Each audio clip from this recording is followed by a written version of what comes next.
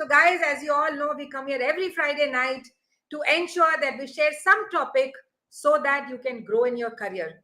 Career especially related for mid-age people, people with 12 to 15 plus years of experience. When they go through career stagnation, they want to move to a different role, probably transit into a different industry, or they want to follow their passion, or even the real life job problems where they're stuck with a toxic boss or a work culture. That is the time that they come to us, people like us. So who am I?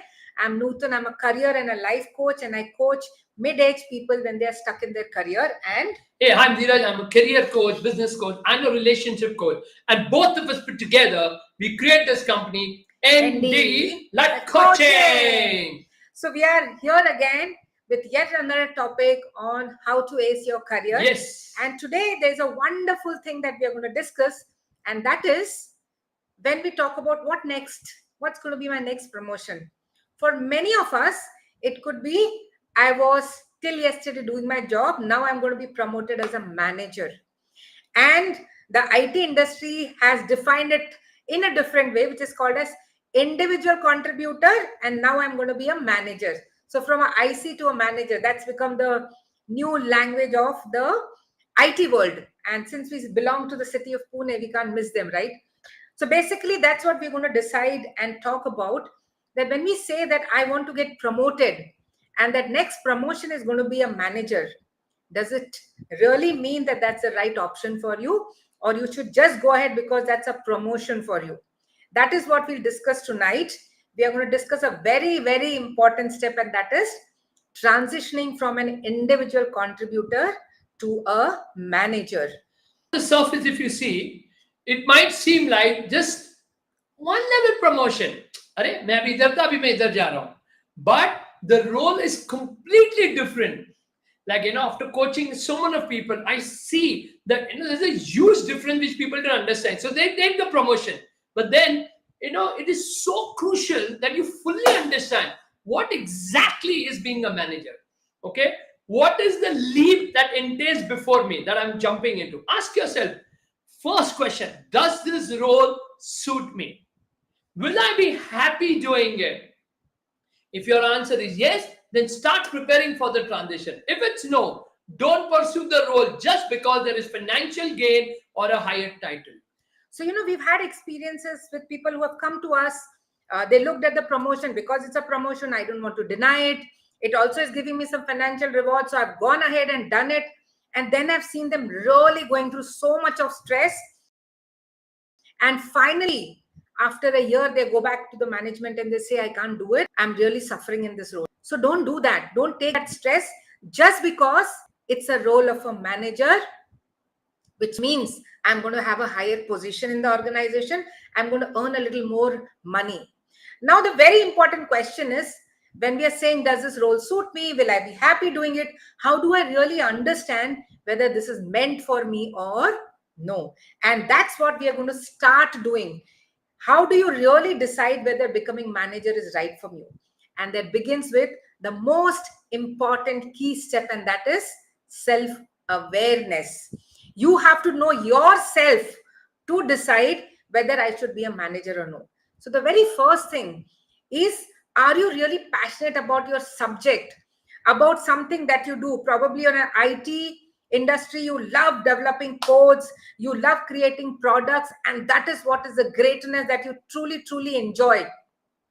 For someone else in probably an automobile industry, I'm an engineer. I love creating new products. I love seeing how the product gets manufactured, and that's what I have come here for. That's why I became an engineer. It's different for different people, but it's all about the subject and really enjoying there. The best example I can think of, and that's not related to a job, but it's about the legendary Lata Mangeshkar. We all know, she was even told as Ma Saraswati. She was correlated to a god in her field. She did such an amazing job as a singer. Now imagine if she was told in the corporate world, wow, you're an amazing singer. Now you teach your team and let them grow into becoming singers. I don't know if she would have really done that well. What she is known for in the industry today. She continued mastering this art of singing till the last day of her life. And she reached that peak where people started comparing her to God Saraswati. So if you're passionate about your skill, like teaching a language, if you're passionate about what you do, probably developing codes, developing a product, uh, if it is an artist, probably creating clothes, garments, whatever that you do, if that is what you love, if your passion is about your craft, then will you really be happy into leaving that and teaching it to others, or seeing how well they are doing? So that's the first question you need to ask yourself. Are you really passionate about what you do, or you want to move out from that role? If not, then that's not the right place to you. The second one. Yeah, the second point is people interaction. Now you need to see this, which means the kind of person that you are. Do you enjoy interacting with people? Does it really energizes you? Or are you scared interacting with people and it drains you? Very, very important to understand. If you are not a person, like, would you be comfortable falling up with others about their work? They are checking on their progress. What have they done? What they have not done? You need to check all that.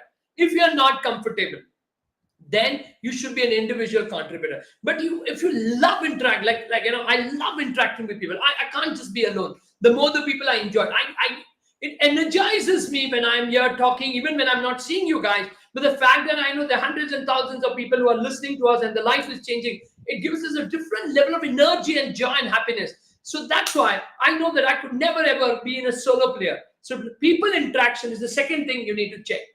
The third one is, do you really love understanding and developing people? Reach out to your team, know their strengths and weakness, then assign those tasks accordingly, ensuring that everyone on your team is getting visibility, they have opportunities for their growth. Do you really love doing that? That's the third thing that you should ask yourself. The fourth one is, do you love helping and empowering people? Which means, do you love meeting your people, that's maybe your juniors or your people down the line, their expectations, and you enjoy empowering them to succeed, or you're more than happy that this is my goal, this is my target, I'll go out there and achieve it, that's it, done, and I get my promotion, I get my incentive, whatever that is there. That is what you need to check. So these are the questions which will help you determine whether you really should remain an individual contributor and grow in that vertical, because that's also possible in today's world, or step into a managerial role.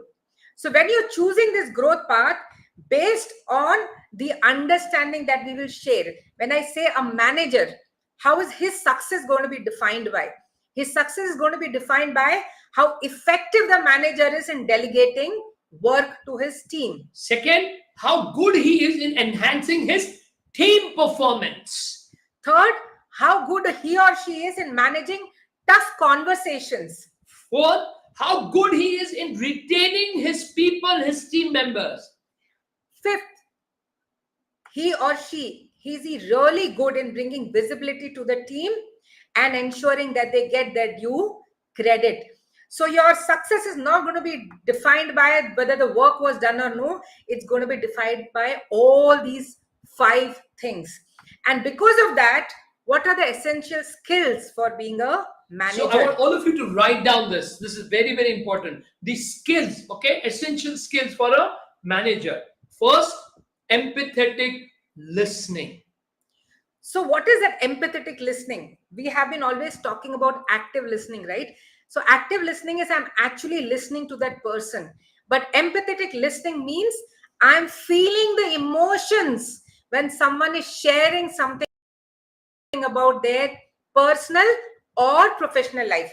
Generally what happens, I'm listening. So that person comes and tells, this is what I'm going through a tough phase in my personal life. Probably I'll not be able to finish my work.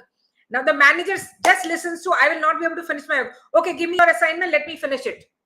That's not empathetic listening. Empathetic listening is, oh my God, is this the situation? Solution to your problem. How can I help you in that situation? In fact, just giving him an ear and encouraging him also would be a good enough job, instead of just rushing into the solution for the task assigned. So that's the first skill, that is empathetic listening. The second skill, communication. We've told again and again, and in these couple of years, the importance of communication, which means you need to communicate, set clear-cut expectations from your team members. You need to ensure that you need to really check whether they have really understood whatever that you've covered. Otherwise, you've done the job of telling and they have not heard and they have not understood and they have not delivering because you were not able to communicate clearly to them. So that's the second very important aspect when you become a manager: communication skill. The third one is delegation. Now, when you're going to delegate tasks to your team member, you have to actually go through their strengths and their capability. Not every team member of yours is as efficient as the other one. So when I'm delegating tasks, am I really looking at their strength? There could be various things that needs to be done. Some people are very good in training and giving a helping hand. Some people are really subject matter experts. They can explain the subject. Some people are very good at getting things done. What is the strength and capability of your team member? And that is how you will allocate the tasks that is expected from your entire team. That should be your skill if you want to be a good, successful manager. The fourth skill that I'm going to share with you is really tough because it needs handling tough conversation. Because it's not about always speaking good. There will be things that the employees they are doing or your juniors what they are doing. It's not as per your expectation, and you need to give that person a positive feedback, which is not that easy. Okay, can you provide that kind of feedback, or the feedback not necessarily will be always positive. There will be some feedback which the person needs to change. There will be certain things you need to tell your juniors which you feel is not correct. He or she has to improvise and work on. Now that is the time. Can I handle those tough conversation because it's not smooth all the time?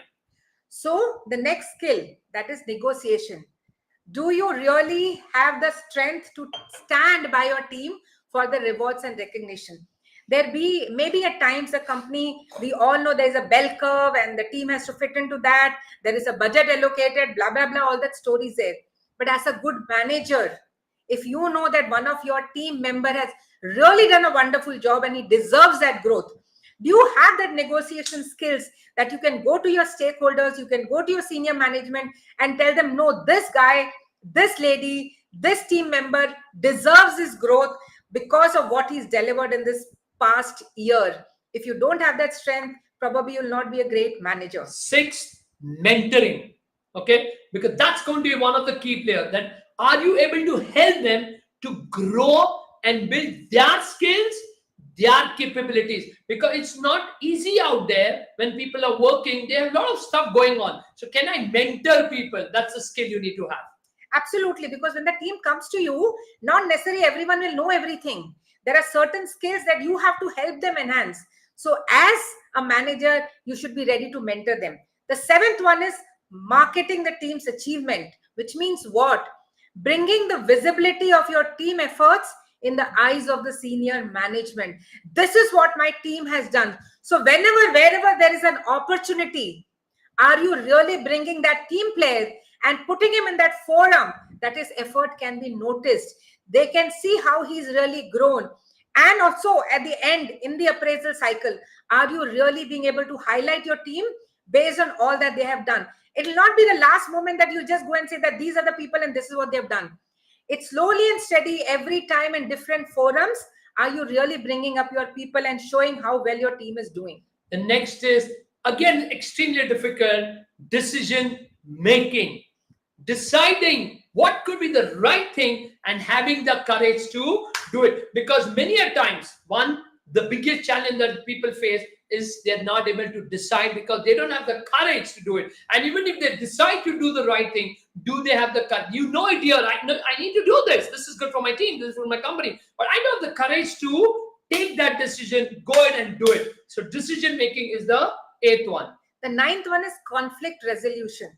So many a times the team members may not agree with each other's suggestions, idea, or maybe the team member will not agree with the senior management. They would have a different way to look at the whole thing. Are you really good in resolving these conflicts? Because if you cannot do that, if the team is not aligned, you will not be able to help your team grow, and by default they'll not be able to perform, they'll not be able to do good, and you'll not be able to help them.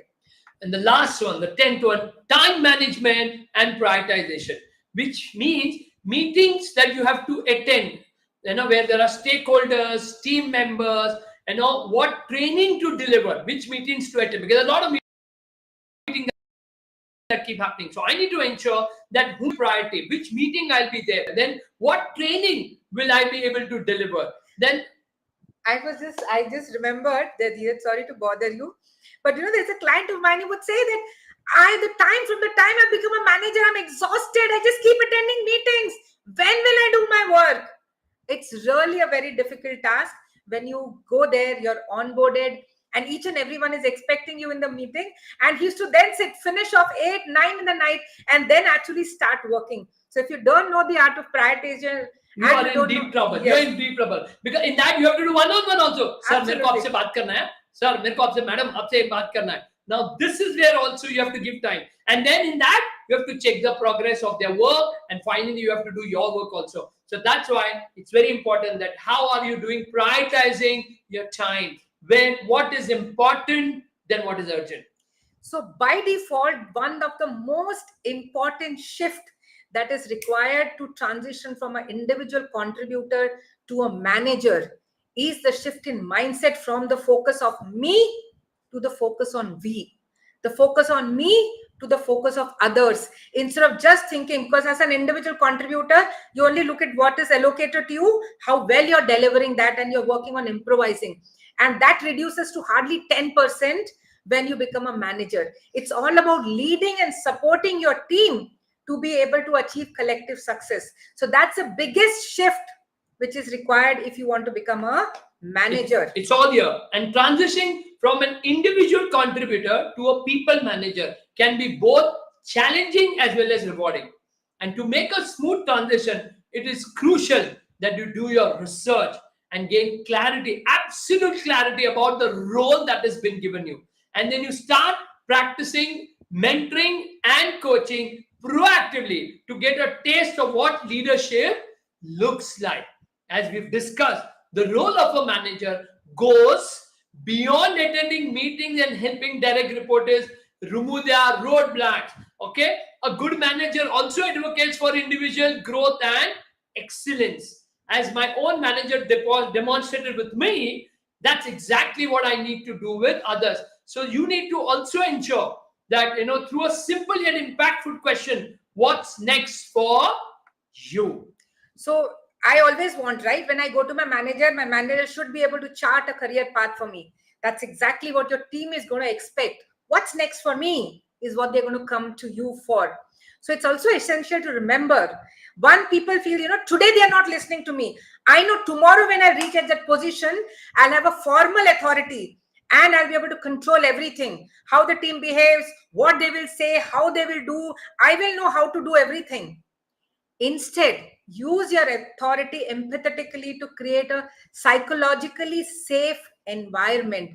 So, position of a manager is not a manager with authority. He's a person of empathy, where he creates a space where people can grow, they can make mistakes, and that is how they'll be able to deliver better. But if this environment is not safe and they're worried that if they share their mistakes, probably they'll not get promoted. If someone gets to know my weakness, probably I'll be looked down upon. It's not going to work. So that's why empathy is more important than actually authority. And that is how empowering your team to leverage their strengths and perform their job well. The most influential power comes from earning credibility and trust from your team. Don't confuse authority with ego. So it's very, very important to understand this small little thing that we are talking about, mindset. From me to we, and it is not about authority, it is about empathy. It is not about ego. It is about building trust and helping your team deliver in an amazing, safe environment. So true. So let's us give you some additional tips to help you in your transition. First, seek mentorship, which means find a mentor who can guide you through this transition, because it's not an easy transition. Just though it looks from an individual to a manager, it's a huge transition. Learning from someone who has successfully, so just don't go to anybody. Someone who has been a great manager, that person itself. Learning from someone who has successfully made that shift and can provide absolute, clear-cut, valuable insight and support to you. Second part is about continuous learning. You have to embrace continuous learning, reading books, attending workshops, taking courses on leadership and management skills. That is how you will be able to develop your team. It's not going to be an easy task. So, reaching out not only to a mentor, but that process of learning has to be continuous. The third one is you need to build amazing relations. So you need to, which means focus on building strong relationship with your team member. Get to know them, understand what's their aspiration, and provide the support that they need to grow in their life. So some people, money would be a driving factor. For some people, recognition would be a driving factor. For some people, just growing together with the team would be the driving factor. For some people, how secured is going to be my role is going to be a driving factor. As a manager, you need to understand each person's aspiration and then give them the support that they need to grow, not your support. You feel I need to push. I'm a person who's very competitive, very ambitious, and that's exactly I want to do with all my team members. I think most of them will run away if they're not that ambitious or they're scared with this kind of culture. So understanding your team and then building relation is very, very crucial. Then, of course, the fourth thing you need to do, you need to communicate clearly. Clear communication is the key to effective management. Ensure you are transparent with your team about their goals, about expectations, and about feedback. and then fifth, like we said, stay humble. You may not have all the answers. It's absolutely okay. You can tell the team, you will get back to them. There is nothing to be ashamed about. Second, even if you're a manager, be open to feedback and willing to learn from your team as much as they are learning from you. If you're not open to that kind of feedback, you'll never be able to create that environment where people are trusting each other and really sharing from their heart. Also, you need to be extremely patient. Now, that's extremely important. Transition to a manager role takes time. Be patient with yourself and your team as you navigate into this complete new territory or zone. Because some team members, they quickly learn. Some may take time. Some would be your peers, and now all of a sudden you become their manager, and they may not be able to accept this change. You have to be patient. You have to build that trust that someday he'll come to live up to that and he'll start respecting you. Till then, you have to be patient. And of course, the most important thing, celebrating wins together. Acknowledge and celebrate the success of your team, recognizing their achievements fosters positive and motivating work environment. You don't necessarily have to have recognition and rewards from the company. But even if you have a team meet every month, if they've achieved their target, they've delivered a project on time, you know that in spite of a ill health, that employee, that team member came in and supported you when the times were crucial. Just announcing, giving them a shout out, meeting together, anyways that you can celebrate a win, writing a small little mail and sending it to the senior management in whatever way that you can celebrate victory is really very crucial. So these tips, if you keep them on mind and you focus on the well-being and growth of your team, you'll not only succeed as a manager, but you'll also find fulfillment in your role. Now you would say, we have just shared all this. Is this really doable? It is definitely doable. We will invite a guest right now who will tell her story of transition. Hi, Janvi. Hi, good evening. Welcome to Hi. this session. I'm sure you've heard of all what we have just shared, the points, the challenges, and how beautiful is this journey. You have taken that journey from being an individual contributor, just focusing on your role, and then moving on and leading a successful team. So I would like you to really share this journey with all of us based on all what we just shared, that how it was it difficult for you, how did you really go through that whole process, and it's all yours. Good evening, everyone. And I'm Janvi. Thank you so much, Nudan ma'am and Dheeraj sir, for inviting me for today's session. And I have taken a lot of notes. In spite of being in the managerial role for a long time, there were many for me too. And to start with, I was in the individual contributor role for about more than 9 years. After which, I started transitioning into managerial role. And believe me, being in the shoes of a manager was not at all easy for me. And I personally went through several challenges, especially on taking new responsibilities, managing time, and most importantly, learning to delegate work. So, of course, initially I felt it was such a waste of time to teach someone how to do the task. It will not be as per my standards, and I will always want to do it my way instead of getting it done from someone else in their way. And that's how I spent a lot of time firstly explaining my expectations to my team members, reviewing the work that they were doing, and then again, since there used to be many mistakes or changes, again making those changes and reviewing. So it was a time taking task initially, and there were times where I used to get irritated because I was not used to working in such a structure. I also found it difficult to spend, as you said, time on the appraisal discussions, giving them the feedback and having those unpleasant conversations and spending time on their goal setting. So that used to be another kind of a burden for me at that time.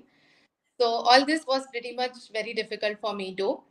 But then as I started getting coached from you, Nudan ma'am, I really understood the power of delegation, and I have understood it so well that I also tend to delegate so much of my. Yes, we can hear So you. okay. So yeah, that's what I have also started delegating so much of my personal work now because I'm enjoying the delegation. And that's what I realized, that if I don't get work done for my team, then neither will they grow, nor will I be able to deliver my work and grow to the next level. So that's how we, both you and me, Nudan ma'am, we started working on it. The other soft skills that I worked on was communication, how to communicate with my team in the right way, trusting them and their potential. So that's what I learned, that it was okay for them to make mistakes and learn. If I'm telling them some task, assuming that mistakes will happen, and they will learn through those mistakes. So that's how I remembered that my managers had groomed me in the same way, and I need to do the same thing with them. So I started learning to take ownership of their work, and this I think was a big change, the mindset change that you just explained. That was the change that because of you I started undertaking. And again, as guided by you, I specifically started working on main assigning the tasks based on my team's capability, um, who is good at what, understanding it and then giving them that kind of work, then developing my team and working on their growth path. So I seriously and sincerely started spending time with my team, understanding what's their aspiration, what is it that they can do more, how is it that they can build their own skills. So that bond, I think, was created well, and I started giving time for their growth also. And I also got then time to develop and work on my own skills so that I could focus on more strategic tasks. And now I have started enjoying the managerial role so much that I can't imagine myself working without any team. I can't see myself working in an individual contributor role as of today. And I love working with my teams and doing tasks together. So, in spite of my company having a flexi work policy, I love going to office every day, interact with my team members, see them, crack some jokes, work together, work really hard. And that's how I think even I learn so much from them. The new tools that they are using, AI skills or maybe some other technical skills that they have, I have started learning from them. So I've realized I can't work at home alone, but I need my team. And that's the transition that has happened. So thanks to you, sir and ma'am. Fantastic. Fantastic, Janvi. Thank you so much. I think there's so much that people can learn here. That how once upon a time it was so irritating to be a manager, and now it's exactly opposite. You want to go to your office every day because you want to work with the team, you want to perform. I think that's a great huge shift. Let's give a huge round of applause to Janvi for what she's done. It's not easy. So thank you, Janvi, for coming here. We're so grateful to you. Thank you so much. Thank you. And guys, if you have heard, this is how it may seem difficult in the initial phase, but if you love to do it, if you enjoy doing it, if you persevere there, then there is nothing greater fulfillment than actually being able to help people on your team, seeing them grow is such a wonderful